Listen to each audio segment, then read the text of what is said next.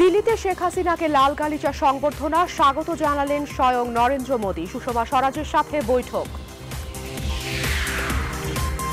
তিস্তার বিষয়ে নমনীয় হচ্ছেন মমতা, ভারতীয় গণমাধ্যমের পর্যবেক্ষণ। চুক্তির আশায় উত্তরাঞ্চলের মানুষ। তিস্তা চুক্তি না হলেও খুলবে সম্পর্কের নতুন দিগন্ত, বলছেন ওবায়দুল কাদের। প্রতিরক্ষা চুক্তি করলে জনগণ মানবে না, হুঁশিয়ারি ফখরুলের। সিরিয়ায় রাসায়নিক হামলার জবাবে যুক্তরাষ্ট্রের ক্ষেপণাস্ত্র হামলা, সামরিক সহযোগিতা বন্ধের হুঁশিয়ারি রাশিয়ার। এবং টি-20 থেকে মাশরাফি অবসর নেননি, বলছেন বিসিবি সভাপতি। ওয়ানডে দলে থাকার কথা জানালেন ম্যাশ।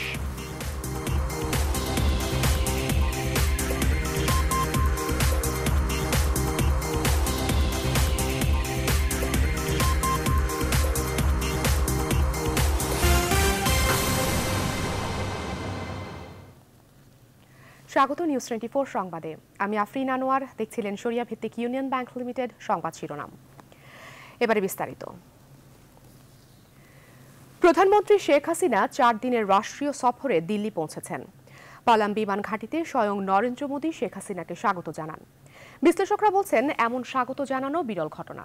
ভারতের রাষ্ট্রীয় সম্মাননায় অভিষিক্ত হয়ে উঠেছেন নয়াদিল্লির রাষ্ট্রপতি ভবনে, যাকে নজিরবিহীন সম্মাননা বলছেন দুদেশের কর্মকর্তারা। এদিকে রাতে রাষ্ট্রপতি ভবনে ভারতের পররাষ্ট্রমন্ত্রী সুষমা স্বরাজের সাথে বৈঠক করেছেন প্রধানমন্ত্রী শেখ হাসিনা। শাকিল মল্লিকের তোলা ছবিতে দিল্লি থেকে বিস্তারিত জানাচ্ছেন তানজিল মেহেদি। দুপুর 12:30টায় প্রধানমন্ত্রী শেখ হাসিনাকে বহনকারী বিমানটি স্পর্শ করে দিল্লির মাটি। দেশটির বিমান বাহিনীর পালাম বিমান ঘাঁটিতে প্রধানমন্ত্রী শেখ হাসিনাকে স্বাগত জানাতে ছুটে যান ভারতের প্রধানমন্ত্রী নরেন্দ্র মোদী। দেয়া হয় লাল গালিচা সংবর্ধনা। এরপর মোটর শোভাযাত্রায় প্রধানমন্ত্রী শেখ হাসিনাকে নিয়ে যাওয়া হয় ভারতের রাষ্ট্রপতির আবাসস্থল রাষ্ট্রপতি ভবনে। অন্য কোনো দেশের প্রধানমন্ত্রী সফরে এসে ভারতের রাষ্ট্রপতি ভবনে থাকার নজির নেই বললেই চলে, যাকে বিরল সম্মান বলছেন দুই দেশের সরকারি কর্মকর্তারা। সফরের দ্বিতীয় দিনে রাষ্ট্রপতি ভবনে শেখ হাসিনাকে রাষ্ট্রীয় সম্মান জানাবেন ভারতের প্রধানমন্ত্রী নরেন্দ্র মোদী। এ সফরে যোগাযোগ, তথ্য সম্প্রচার, পারমাণবিক সহযোগিতা, স্যাটেলাইট ও মহাকাশ গবেষণা, প্রতিরক্ষা সহযোগিতা এবং বিদ্যুৎ ও জ্বালানি ক্ষেত্রে সহযোগিতার বিষয়সহ 30টিরও বেশি চুক্তি ও সমঝোতা স্মারক সই হবার কথা রয়েছে। তবে তিস্তার বিষয়ে এখনও আশাবাদী কূটনীতিকরা, কেননা মমতা বন্দ্যোপাধ্যায়ের দিল্লি যোগ দেওয়ার বিষয়টি নিশ্চিত হয়েছে। সফরের প্রথম দিন রাষ্ট্রপতি ভবনে প্রধানমন্ত্রী শেখ হাসিনার সঙ্গে সৌজন্য দেখা করেন ভারতের পররাষ্ট্রমন্ত্রী সুষমা স্বরাজ। আর দিল্লির চাণক্যপুরীতে বাংলাদেশ দূতাবাসে এক সংবর্ধনায় যোগ দেন শেখ হাসিনা। দুটি দেশের মধ্যে এত মিল থাকা সত্ত্বেও অভিন্ন নদীর পানি বন্টন নিয়ে কেন এই কার্পণ্য, এমন প্রশ্ন তুললেন প্রধানমন্ত্রী শেখ হাসিনা। অন্যদিকে নরেন্দ্র মোদী বললেন, দুটি দেশের সম্পর্ককে নতুন মাত্রা দিতে দৃঢ় প্রতিজ্ঞ তার সরকার। কিন্তু শেষ পর্যন্ত তিস্তা হবে কিনা তা এখনও অনিশ্চিত। তবে কূটনীতিকরা এখনও আশা ছাড়তে নারাজ। তানজিল মেহেদি, নিউজ 24, নয়াদিল্লি, ভারত। এই মুহূর্তে নয়াদিল্লিতে আছেন সহকর্মী তানজিল মেহেদি। চলে যাচ্ছি সরাসরি তানজিরের কাছে। তানজির, ভারতের পররাষ্ট্রমন্ত্রী সুষমা স্বরাজের সাথে প্রধানমন্ত্রী শেখ হাসিনার বৈঠক হয়েছে, তো বৈঠকে ঠিক কি কি বিষয় নিয়ে আলোচনা করা হয়েছে জানতে পেরেছেন কি?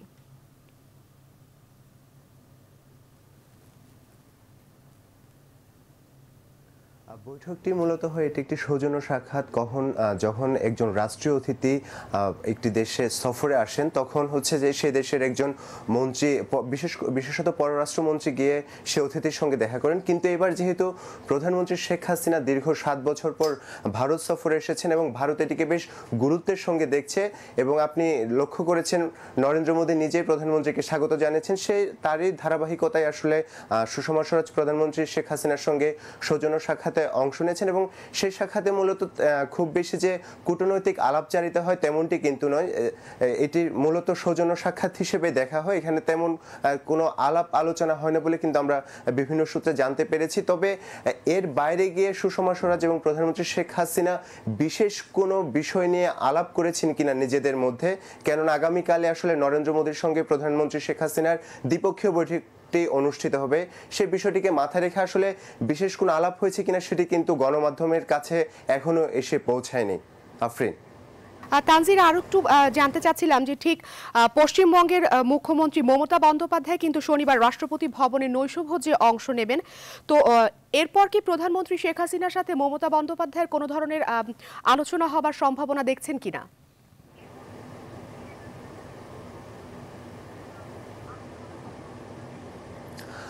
অনেক নাটকীয়তার পর কিন্তু পশ্চিমবঙ্গের মুখ্যমন্ত্রী মমতা বন্দ্যোপাধ্যায় দিল্লি আসতে রাজি হয়েছেন এবং তিনি রাষ্ট্রপতির যে নৈশভোজের আয়োজনটি করেছেন আমাদের প্রধানমন্ত্রী শেখ হাসিনার সৌজন্যে, সেখানে কিন্তু তিনি অংশ নিচ্ছেন বলে আমরা কিন্তু গতকালই নিশ্চিত হয়েছি। তবে সেখানে প্রধানমন্ত্রী শেখ হাসিনার সঙ্গে তার দ্বিপক্ষীয় কোনো বৈঠক অনুষ্ঠিত হবে কিনা সেটি কিন্তু এখন পর্যন্ত প্রধানমন্ত্রী শেখ হাসিনার জন্য যে সময়সূচিটি আমরা পেয়েছি সেখানে কিন্তু উল্লেখ নেই। এছাড়া আমি আপনাকে একটু ভারতে নিযুক্ত বাংলাদেশের যে হাই কমিশনার সৈয়দ মোয়াজ্জেম আলী রয়েছেন তার সঙ্গে কিন্তু আমাদের কথা হয়েছে। তিনি একটা বিষয় পরিষ্কার করে বলেছেন, তিনি বলেছেন তিস্তা প্রসঙ্গে আসলে কেন্দ্রীয় সরকারের সঙ্গে বাংলাদেশ সরকারের আলাপ হয়েছে, অনেকটা চুক্তিটিও প্রায় শেষ পর্যায়ে রয়েছে, কেবল পশ্চিমবঙ্গ অর্থাৎ রাজ্য সরকারের অসহযোগিতার কারণে সেটি সম্পন্ন হয়নি। সেখানে বাংলাদেশ কোনোভাবে রাজ্য সরকারের সঙ্গে এই বিষয়ে আলাপ করতে চায় না, তাদের আলাপচারিতা হবে কেন্দ্রীয় সরকারের সঙ্গে। এবার যদি তিস্তা না হয় বাংলাদেশ স্পষ্টভাবে ভারতকে সময়সীমা বেঁধে দিতে চায় বলে কিন্তু আমাদের হাই কমিশনার পরিষ্কার করে আমাদেরকে জানিয়েছেন। সেক্ষেত্রে আমরা বলতে পারি যে হয়তো দুজনই বাঙালি এবং আমরা বিভিন্ন সময় দেখেছি মমতা বন্দ্যোপাধ্যায় নিজেই জানিয়েছেন তিনি প্রধানমন্ত্রী শেখ হাসিনাকে বেশ শ্রদ্ধা করেন। সেই জায়গা থেকে হয়তো তাদের মধ্যে সৌজন্যতামূলক কথাবার্তা হতে পারে, কিন্তু দ্বিপক্ষীয় বৈঠক হওয়ার এখন পর্যন্ত কোনো সংবাদ কিন্তু আমরা পাইনি। এবং প্রধানমন্ত্রী শেখ হাসিনার যেই সময়সূচিটি 4 দিন ব্যাপ্তি যে সময়সূচিটি নির্ধারণ করা হয়েছে সেখানে কিন্তু মমতা বন্দ্যোপাধ্যায়ের সঙ্গে আলাদা কোনো বৈঠকের বিষয় কিন্তু উল্লেখ নেই। আফরিন। তানজির, আরও একটা প্রশ্ন আপনার কাছে রাখতে চাইছি, সেটি হচ্ছে যে যেহেতু প্রধানমন্ত্রী শেখ হাসিনা আজ দুপুর 12:30টায় দিল্লিতে পৌঁছেছেন এবং সেখানে স্বয়ং নরেন্দ্র মোদী অর্থাৎ ভারতের প্রধানমন্ত্রী তিনি প্রধানমন্ত্রীকে সংবর্ধনা জানিয়েছেন, তো এই যে নজিরবিহীন ঘটনা এতে ভারতের কেমন দেখছেন, ভারতের দিল্লিতে কেমন সাড়া পড়েছে?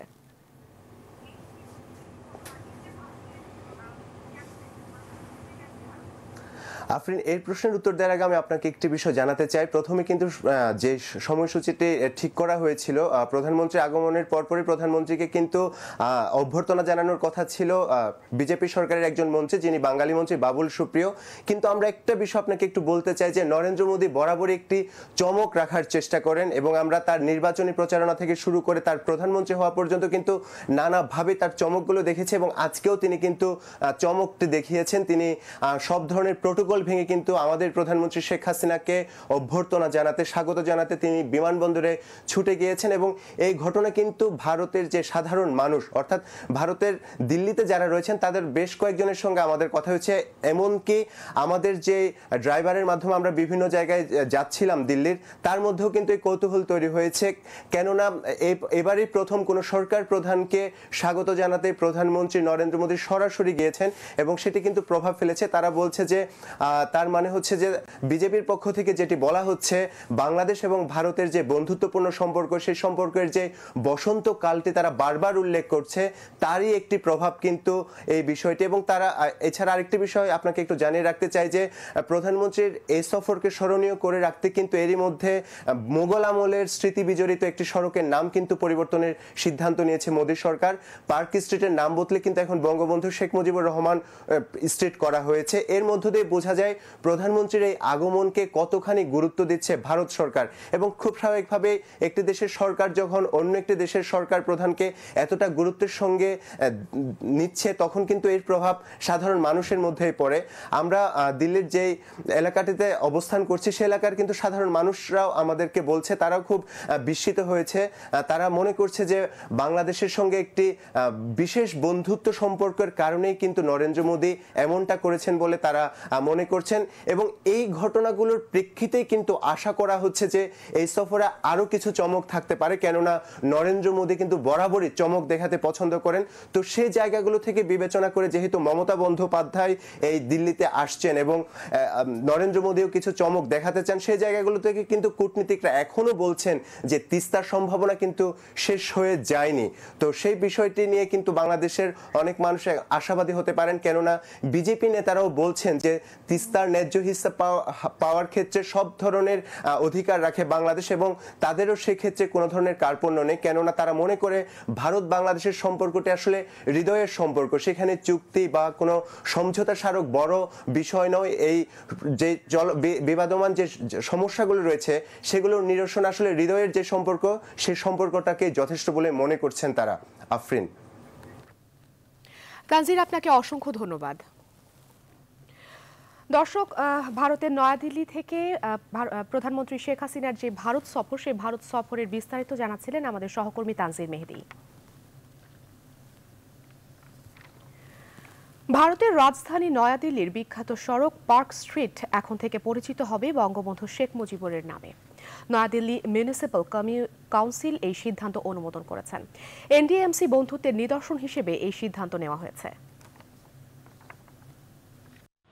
দুটি দেশের পতাকা ওড়ার দৃশ্য জানান দিচ্ছে বন্ধুত্বের বার্তা, আর সেই বন্ধুত্বকে আরো প্রগাঢ় করে তুলতে নাম বদলে ফেলা হলো মুঘল আমলের স্মৃতি বিজড়িত এই পার্ক স্ট্রিটের। নতুন নামকরণ করা হয়েছে বঙ্গবন্ধু শেখ মুজিবুর রহমান স্ট্রিট, কেননা বাংলাদেশের মুক্তিযুদ্ধ এবং স্বাধীনতার মহান স্থপতি বঙ্গবন্ধু শেখ মুজিবুর রহমানের নামে একটি স্মৃতি নিদর্শন রাখতে চায় মোদী সরকার। তানজির মেহেদি, নিউজ 24, নয়াদিল্লি, ভারত। প্রধানমন্ত্রী শেখ হাসিনার দিল্লি সফর নিয়ে তুমুল আলোচনা চলছে ভারতের গণমাধ্যমগুলোতেও। বিশেষ করে পশ্চিমবাংলার মুখ্যমন্ত্রী মমতা বন্দ্যোপাধ্যায়ের তিস্তা চুক্তি নিয়ে গণমাধ্যমে কথা বলার পরপরই চলছে চুলচেরা বিশ্লেষণ। অনেকেই বলছেন মমতা তিস্তা চুক্তির ব্যাপারে নমনীয় হতে শুরু করেছে। বিস্তারিত দেখুন সাবরিনা মমতাজের প্রতিবেদনে। তিস্তার জল গড়ানো শুরু। প্রধানমন্ত্রী শেখ হাসিনার সফরকে সামনে রেখে এভাবেই শিরোনাম করা হয়েছে ভারতের বহুল প্রচলিত দৈনিক আনন্দবাজার পত্রিকায়। প্রতিবেদনটিতে বলা হয়েছে, তিস্তা নিয়ে মমতার দেয়া বক্তব্যের পর্যালোচনা করে একটা বিষয় স্পষ্ট, শেখ হাসিনা চলতি সফরে তিস্তা চুক্তি স্বাক্ষর না হলেও অদূর ভবিষ্যতে যাতে তা করা যায় সেজন্য কিছুটা নমনীয় হতে শুরু করেছেন পশ্চিমবঙ্গের মুখ্যমন্ত্রী। এদিকে আনন্দবাজারে শেখ হাসিনার নিজের একটি লেখা প্রকাশ করা হয়েছে, যেখানে প্রতিবেশীর সঙ্গে সুসম্পর্ক বজায় রাখা এবং সকলের সাথে বন্ধুত্ব, কারোর সাথে বৈরিতা নয়, এটাই শেখ হাসিনার পথ চলার নীতি। শেখ হাসিনার লেখায় উঠে এসেছে স্বাধীনতা যুদ্ধের সময় প্রতিবেশী এই রাষ্ট্রের সমর্থন ও সহযোগিতার কথা। এই লেখাটি ভারতে বেশ কয়েকটি ইংরেজি ও বাংলা পত্রিকায় গুরুত্বের সাথে প্রকাশ করা হয়েছে। এদিকে টাইমস অফ ইন্ডিয়ার এক সংবাদের শিরোনাম করা হয়েছে, এবারের সফর জল ছাড়া সফর। শেখ হাসিনার এই সফরকালে হয়তো তিস্তা চুক্তি স্বাক্ষরিত হবে না।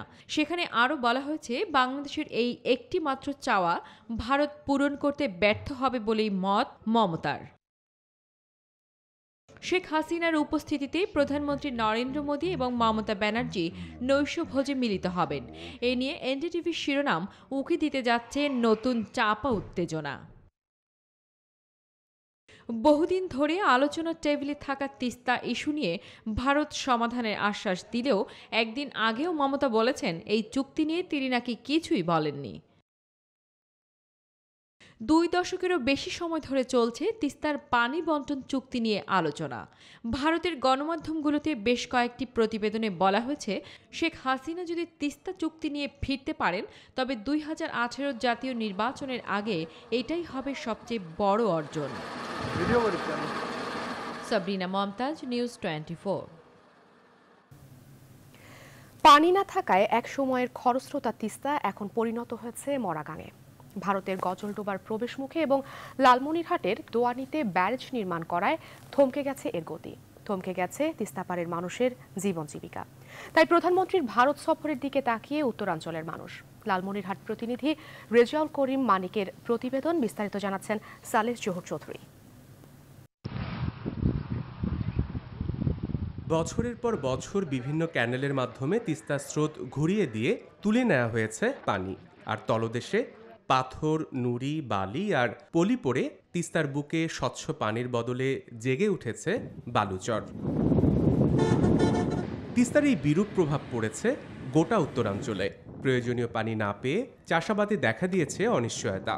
জেলেরা তাই বাধ্য হয়ে ছেড়ে দিচ্ছেন বাপদাদার পেশা। আমরা তিস্তা ব্যারেজের পানি দিয়ে ফসল আবাদ করতাম, এখন তিস্তা ব্যারেজে পানি নাই, তিস্তা তো মরে গেছে, আমাদেরকেও মারি থেকে গেছে। আগে এইখানে ভরপুর পানি ছিল, মাছ মারতাম বড় বড় মাছ, এখন মাছ নাই, এখন আমরা চলতে পারি না। আমাদের পরিবার পরিজন নিয়ে চলা খুব কঠিন ভাবে পড়ছে। এ অবস্থায় প্রধানমন্ত্রীর ভারত সফরের দিকে তাকিয়ে উত্তরের মানুষ। কয়েক বছর ধরে তিস্তায় একতরফা ভারত পানি প্রত্যাহার করার ফলে তিস্তা নদী শুকিয়ে গেছে এবং মরুভূমিতে পরিণত হচ্ছে। তিস্তার পানি না থাকার কারণে এখানকার কৃষকরা তাদের কৃষিপণ্য উৎপাদন করতে পারছে না। জেলেরা হাজার হাজার জেলে আজকে তাদের জীবিকা থেকে দূরে সরে গেছে। প্রধানমন্ত্রীর এই সাম্প্রতিক ভারত সফরকে কেন্দ্র করে এলাকার মানুষ আশায় বুক বেঁধেছে যে এইবার তিস্তার ন্যায্য হিস্সা তারা পাবে এবং মাননীয় প্রধানমন্ত্রীর সঙ্গে একটা চুক্তি স্বাক্ষরিত হবে। কৃষি ও কৃষক বাঁচাতে এবং তিস্তার পানি প্রবাহ স্বাভাবিক রাখতে দ্রুত তিস্তার পানি চুক্তির দাবি তিস্তাপাড়ের মানুষের। Desk report, news 24। প্রধানমন্ত্রী শেখ হাসিনার ভারত সফর নিয়ে দেশের রাজনীতিও বেশ উত্তপ্ত। চলছে প্রধান দুই রাজনৈতিক দলের নেতাদের পাল্টাপাল্টি মন্তব্য। সড়ক পরিবহন ও সেতুমন্ত্রী ওবায়দুল কাদের বলেছেন, এবারের সফরে তিস্তা চুক্তি না হলেও দুদেশের সম্পর্কে নতুন দিগন্তের সূচনা হবে। হাসান মাহমুদের দাবি, ভারতের সাথে কোনো সামরিক চুক্তি নয়, বরং একটি সমঝোতা স্মারক সই করতে যাচ্ছে বাংলাদেশ। অন্যদিকে মোহাম্মদ নাসিম বলছেন, যারা এই সফর নিয়ে কথা বলছেন তারা হতাশাগ্রস্ত। বিস্তারিত দেখুন শাফিয়াজ রাস্তার প্রতিবেদনে। প্রধানমন্ত্রীর চলমান ভারত সফর নিয়ে সারা দেশে চলছে নানা জল্পনা কল্পনা। বিশেষ করে তিস্তা চুক্তির সম্ভাবনা কতটুকু এ নিয়ে আগাম মন্তব্য করছেন সরকারের মন্ত্রীরাও। শুক্রবার সকালে গাজীপুরের রাজেন্দ্রপুর চৌরাস্তায় সড়ক বিভাগের বাংলো উদ্বোধনের সময় সড়ক পরিবহন ও সেতুমন্ত্রী ওবায়দুল কাদের বলেন, প্রধানমন্ত্রীর এবারের সফরে তিস্তা চুক্তি না হলেও অমীমাংসিত বিভিন্ন সমস্যার সমাধান হবে। পাশাপাশি দুই দেশের সম্পর্ক নিয়েও কথা বলেন তিনি। যেহেতু এটা রাজ্যের একটা বিষয় আছে, পশ্চিমবঙ্গের মুখ্যমন্ত্রী দিল্লিতে থাকছেন এবং তাতে আমার মনে হয় এবার হচ্ছে না, কিন্তু সামনে তিস্তা চুক্তিও আমার কাছে মনে হয় এটাও সময়ের ব্যাপার। দেশের স্বার্থ সংরক্ষণ করেই সরকার ভারতের সাথে চুক্তি করবে, জানিয়েছেন আওয়ামী লীগের প্রচার ও প্রকাশনা সম্পাদক হাসান মাহমুদ। শুক্রবার সকালে ঢাকা রিপোর্টার্স ইউনিটিতে জাতীয় গণতান্ত্রিক পার্টির উদ্যোগে এক আলোচনা সভায় তিনি আরও জানান, ভারতের সাথে কোনো সামরিক চুক্তি নয়, বরং একটি সমঝোতা স্মারক সই করতে যাচ্ছে বাংলাদেশ। যারা আমাদের স্বাধীনতা যুদ্ধে আমাদের সহযোগিতা করেছেন, সেখানে প্রতিরক্ষার ব্যাপারে একটি সমঝোতা স্মারক হবে, সেটি খুবই স্বাভাবিক। এতদিন যে হয়নি, বরং সেটি অস্বাভাবিক। এদিকে প্রধানমন্ত্রীর ভারত সফর নিয়ে যারা নানা কথা বলছেন তারা হতাশায় ভুগছেন বলে মন্তব্য করেছেন আওয়ামী লীগের সভাপতি মণ্ডলীর সদস্য মোহাম্মদ নাসিম। শুক্রবার দুপুরে ওসমানী স্মৃতি মিলনায়তনে এক আলোচনা সভায় তিনি এই মন্তব্য করেন। সকল সমস্যা আলোচনার মাধ্যমে সমাধান করেছে ভারতের সঙ্গে, সেই মুহূর্তে আবার বন্ধু দেশের সঙ্গে যখন তিনি কথা বলতে যাচ্ছেন তখন নানা রকম কথা বলা হচ্ছে। এরা হচ্ছে কি, হচ্ছে বিষণ্ণতায় আক্রান্ত রাজনীতিবিদ, এরা বিষণ্ণতা ভোগে, সবসময় ভোগে এই বিষয়। শুক্রবার সকালে 4 দিনের সফরে দিল্লি পৌঁছেছেন প্রধানমন্ত্রী শেখ হাসিনা। শাফিয়াজ রাসনা, নিউজ 24, ঢাকা। তিস্তা ও 54টি নদীর পানি বন্টন চুক্তি ও সীমান্ত সমস্যাকে পাশ কাটিয়ে প্রতিরক্ষা চুক্তি করা হলে তা দেশের মানুষ মানবে না, হুঁশিয়ারি উচ্চারণ করেছেন বিএনপি মহাসচিব মির্জা ফখরুল ইসলাম আলমগীর। শুক্রবার সকালে রাজধানীর শেরেবাংলা নগরে দলের প্রতিষ্ঠাতা রাষ্ট্রপতি জিয়াউর রহমানের সমাধিতে শ্রদ্ধা জানানোর পর তিনি এই মন্তব্য করেন। সম্প্রতি জামিনে মুক্তি পাওয়া বিএনপির যুগ্ম মহাসচিব হাবিবুন নবী খান সোহেলকে সঙ্গে নিয়ে দলের প্রতিষ্ঠাতার সমাধিতে যান তিনি। নাশকতায় অর্ধশতাধিক মামলায় দীর্ঘদিন কারাভোগ করেন হাবিবুন নবী খান সোহেল। পরে ভারত প্রধানমন্ত্রীর ভারত সফর নিয়ে সাংবাদিকদের সাথে কথা বলেন বিএনপি মহাসচিব। আমরা খুব স্পষ্ট করেই বলেছি যে বাংলাদেশের সমস্যাগুলো, তার মধ্যে অন্যতম প্রধান সমস্যা হচ্ছে তিস্তা নদীর পানি সমস্যার সমাধান করা, অর্থাৎ ন্যায্য হিস্সা পাওয়া, 58টি অভিন্ন নদীর ন্যায্য হিস্সা পাওয়া, আমাদের সীমান্তে যে বিএসএফ কর্তৃক বাংলাদেশি নাগরিকদের হত্যা করা হচ্ছে তার নিরসন হওয়া, এবং ট্যারিফ নন ট্যারিফ বিষয়ে যে বাণিজ্যের ক্ষেত্রে যে বাধা রয়েছে সেই বাধাকে অপসারিত করা, এগুলোই বাংলাদেশের এই মুহূর্তে সবচেয়ে বড় সমস্যা। এই সমস্যাগুলো যদি সমাধান না হয় তাহলে শুধুমাত্র ভারতের সঙ্গে কোনো রকম প্রতিরক্ষা চুক্তি অথবা সমঝোতা কোনোটাই বাংলাদেশের মানুষের কাছে গ্রহণযোগ্য হবে না। শনিবার চালু হচ্ছে বহু কাঙ্ক্ষিত খুলনা কলকাতা মৈত্রী ট্রেন সার্ভিস। এদিন পরীক্ষামূলকভাবে খুলনা থেকে ট্রেন ছেড়ে যাবে ভারতের কলকাতার উদ্দেশ্যে। প্রাথমিক পর্যায়ে সপ্তাহে একদিন এবং পরে নিয়মিত এই রুটে চালু হবে ট্রেন চলাচল। যশোর প্রতিনিধি রিপন হোসেনের তথ্যচিত্রে ডেস্ক রিপোর্ট। ব্রিটিশ শাসনামলে 1884 সালে ঢাকা স্টেট রেলওয়ে কোম্পানির হাত ধরে খুলনা থেকে কলকাতার দমদম জংশন পর্যন্ত ট্রেন সার্ভিস শুরু হয়, কিন্তু ভারত বিভাগের ফলে 1965-র পর এ সার্ভিসটি বন্ধ হয়ে যায়। দীর্ঘ 52 বছর পর ফের সচল হচ্ছে এই রুটটি। এতে খুশি দুই দেশের যাত্রীরা। দীর্ঘদিন পর হলেও এই ট্রেন সার্ভিস চালু হলে আমরা দুর্দান্ত সুবিধা পাবো। আমাদের কলকাতার মানুষদের তো খুবই প্রয়োজনীয় এটা, কারণ আমরা ওখান থেকে উঠবো, এখানে চলে আসবো। বলা হচ্ছে বেনাপোল বন্দর ব্যবহারকারী ব্যবসায়ীরাও লাভবান হবেন। কলকাতা এবং খুলনা যে ট্রেন লাইনটা চালু হচ্ছে, এটা বেনাপোল বন্দরের যথেষ্ট সহায়ক ভূমিকা পালন করবে। যারা ব্যবসায়ী, যশোর হচ্ছে বাংলাদেশের মোটর পার্টস এবং সাইকেল পার্টস কন্ট্রোল করে। গত এক বছরে শুধু যশোর একটা ব্যাংক থেকে শুধু 10 কোটি টাকার এলসি হয়েছে মোটর পার্টসের। ট্রেন চলাচলের সব প্রস্তুতি সম্পন্নের কথা জানালেন রেলওয়ের কর্মকর্তারা। আমাদের ট্রেন চালানোর জন্য যা কিছু প্রয়োজন আমাদের কাজ কমপ্লিট। এখন সরকার অর্ডার দিলেই যে কোনো মুহূর্তে আমরা চালাতে পারবো ট্রেন। এখানে যে ভিআইপি প্যাসেঞ্জার লঞ্চ করা আছে ওইখানে বসবেন। এর মধ্যে ওনাদের কাস্টম এবং ইমিগ্রেশন শেষে আমরা যথারীতি ট্রেন কলকাতার উদ্দেশ্যে বেনাপোল ছেড়ে যাবে। বাংলাদেশ ভারতের মধ্যে এটি দ্বিতীয় মৈত্রী এক্সপ্রেস সার্ভিস। এর আগে 2008 সালের 10 এপ্রিল চালু হয় ঢাকা কলকাতা রুটে মৈত্রী express service. Desk report, news 24। News 24 সংবাদে সময় হলো ছোট্ট একটি বিরতির। ফিরছি কিছুক্ষণের মধ্যেই, সাথে থাকুন।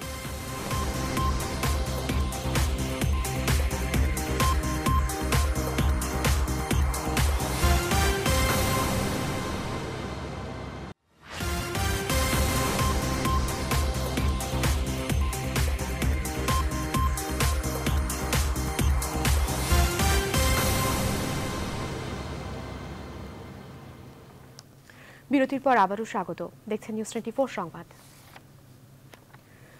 রাজধানীর মিরপুর পূর্ব কাজীপাড়া এলাকায় চলছে রাস্তা উন্নয়নের খোঁড়াখড়ি। এতে চরম দুর্ভোগে পড়েছেন সাধারণ মানুষ। তাদের দাবি দ্রুত কাজ শেষ করতে উদ্যোগ নেবে সিটি কর্পোরেশন। এদিকে কাজ শিডিউল মাফিক হচ্ছে এবং এবছরই কাজ শেষ করা হবে বলে জানালেন ঠিকাদারি প্রতিষ্ঠান। বিস্তারিত দেখুন তালুকদার বিপ্লবের প্রতিবেদনে। রাস্তায় জলাবদ্ধতা আর খানাখন্দের ভোগান্তি, এসব দূর করতে রাস্তা উন্নয়নের কয়েকটি প্রকল্প হাতে নেয় ঢাকা উত্তর সিটি কর্পোরেশন। এরই ধারাবাহিকতায় মিরপুর পূর্ব কাজীপাড়া ইটখোলা বাজার সড়কে চলছে গভীর ড্রেন নির্মাণ ও রাস্তা মেরামতের কাজ। উত্তর সিটি কর্পোরেশনের দরপত্রে 17 কোটি টাকা ব্যয়ে মিরপুর এলাকার কাজ পায় মিশাস MM বিল্ডার্স ইঞ্জিনিয়ারিং লিমিটেড নামে একটি ঠিকাদারি প্রতিষ্ঠান। চলাচলের ভোগান্তি দূর করতে ঠিকাদার দ্রুত কাজ শেষ করবেন এমন দাবি স্থানীয়দের। গার্মেন্টসের লোকজন, ছাত্রছাত্রী এই পথ দিয়ে যাতায়াত করে। এই কাজ দেরি হওয়ার কারণে এখানকার লোকজন যাতায়াত করতে পারছে না। বর্ষার সিজন আসছে, দ্রুত সম্ভব যাতে মানুষ হাঁটা চলার উপযোগী করার জন্য এই কাজটা অন্তত খুব ইমিডিয়েটলি কাজটা করা দরকার। আপাতত স্ল্যাব ফেলায় মানুষ চলাচল উপযোগী করে দেয়। ডালাই 2 বছর 1 বছর পরে আমাদের কোনো আপত্তি নেই। তবে কাজ শিডিউল মাফিক হচ্ছে এবং এই বছরই কাজ বুঝিয়ে দেওয়ার প্রতিশ্রুতি দিলেন ঠিকাদারি প্রতিষ্ঠান।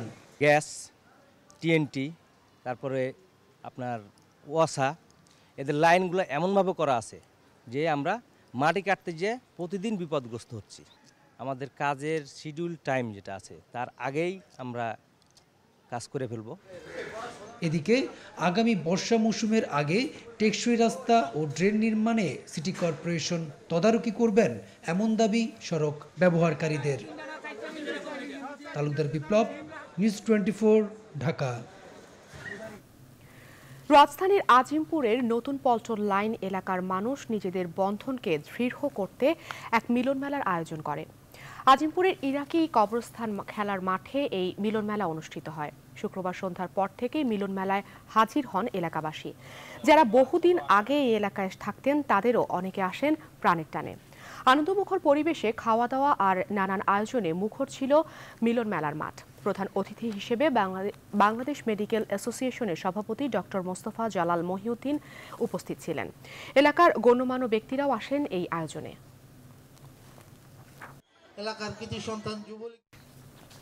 এবারে ফার্স্ট সিকিউরিটি ইসলামী ব্যাংক অর্থ বাণিজ্য সংবাদ।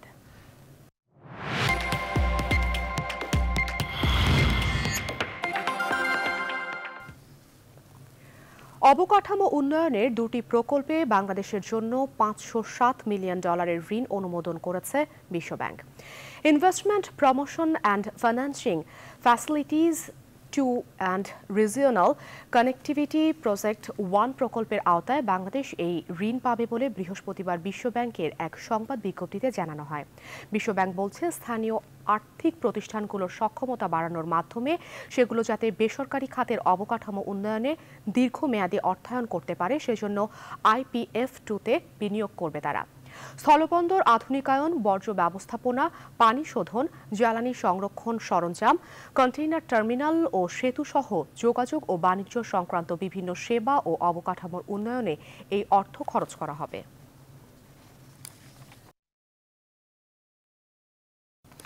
নিউজ 24 সংবাদের সময় হলো আরও একটি বিরতির। ফিরছে একটু পর, সাথে থাকুন।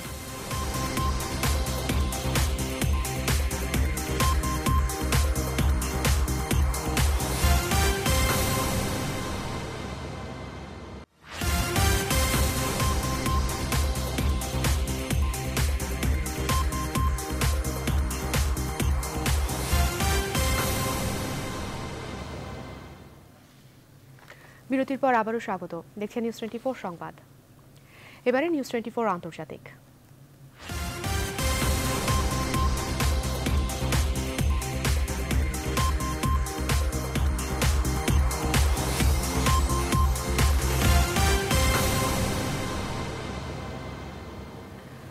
সুইডেনের স্টকহোমে পথচারীদের ওপর দিয়ে একটি লরি চালিয়ে দেওয়ায় নিহত হয়েছেন 3 জন, আহত হয়েছেন বেশ কয়েকজন। এটি একটি সন্ত্রাসী হামলা বলে প্রাথমিকভাবে ধারণা করছে পুলিশ। শুক্রবার স্থানীয় সময় বিকেল 3টার দিকে কুইন স্ট্রিটের ডট নিগাটন এলাকায় এই দুর্ঘটনা ঘটে। প্রত্যক্ষদর্শীরা জানান, ট্রাক চালক রাস্তা থেকে গাড়ি চালিয়ে ফুটপাতের ওপর দিয়ে একটি ডিপার্টমেন্টাল স্টোরে ঢুকে পড়ে। এ সময় বেশ কিছু মানুষ এর নিচে চাপা পড়ে। এদিকে দেশটির প্রধানমন্ত্রী হামলাটি সন্ত্রাসী হামলা কিনা তা খতিয়ে দেখতে প্রশাসনকে নির্দেশ দিয়েছেন।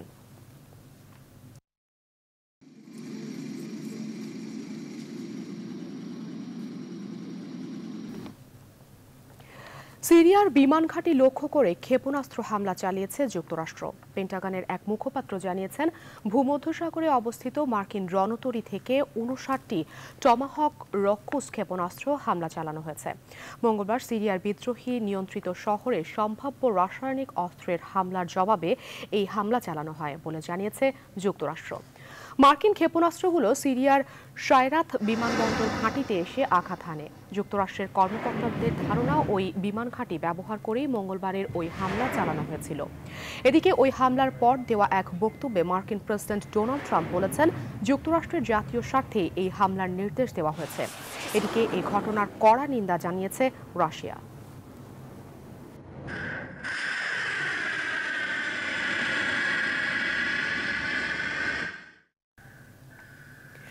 এবারে নিউজ 24 স্পোর্টস।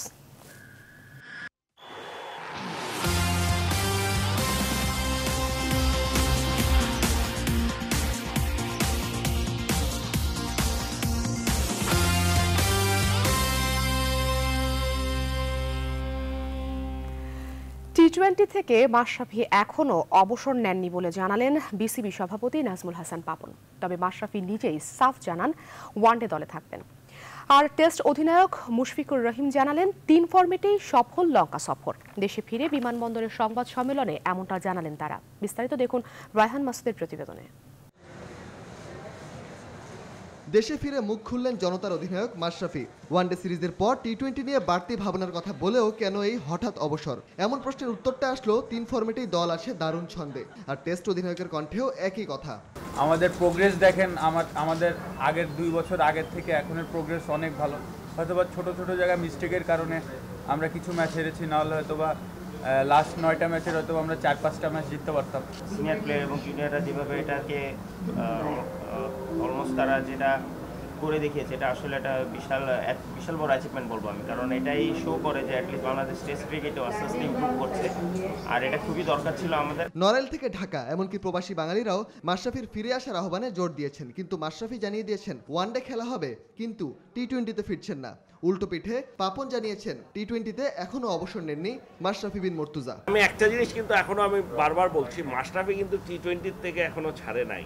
মানে আমরা এখন পর্যন্ত মাশরাফিকে বলি নাই যে মাশরাফি টি-20 স্কোয়াডে নাই, ও ক্যাপ্টেন্সিতে ছেড়েছে। আমাদের 3টা ফরম্যাটের 3 জন ক্যাপ্টেন। আমি আসলে এখনো তো ওয়ানডে খেলছি ইনশাল্লাহ, তো আমাকে তো এখনো আল্লাহ বাঁচিয়ে রাখলে ইনশাল্লাহ মাঠে দেখা যাবে। তো আমি মনে করি যে মজা হবে ওখানে ইনশাল্লাহ। রাহেন মাসুদ, নিউজ 24, ঢাকা।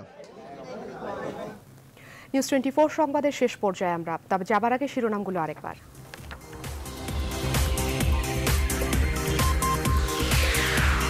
দিল্লিতে শেখ হাসিনাকে লাল গালিচা সংবর্ধনা, স্বাগত জানালেন স্বয়ং নরেন্দ্র মোদী, সুষমা স্বরাজের সাথে বৈঠক। তিস্তার বিষয়ে নমনীয় হচ্ছেন মমতা, ভারতীয় গণমাধ্যমের পর্যবেক্ষণ, চুক্তির আশায় উত্তরাঞ্চলের মানুষ। তিস্তা চুক্তি না হলেও খুলবে সম্পর্কের নতুন দিগন্ত, বলছেন ওবায়দুল কাদের, প্রতিরক্ষা চুক্তি করলে জনগণ মানবে না, হুঁশিয়ারি ফখরুলের। সিরিয়ার রাসায়নিক হামলার জবাবে যুক্তরাষ্ট্রের ক্ষেপণাস্ত্র হামলা, সামরিক সহযোগিতা বন্ধের হুঁশিয়ারি রাশিয়ার। এবং টি-20 থেকে মাশরাফি অবসর নেয়নি বলছে বিসিবি সভাপতি, ওয়ানডে দলে থাকার কথা জানালেন ম্যাশ।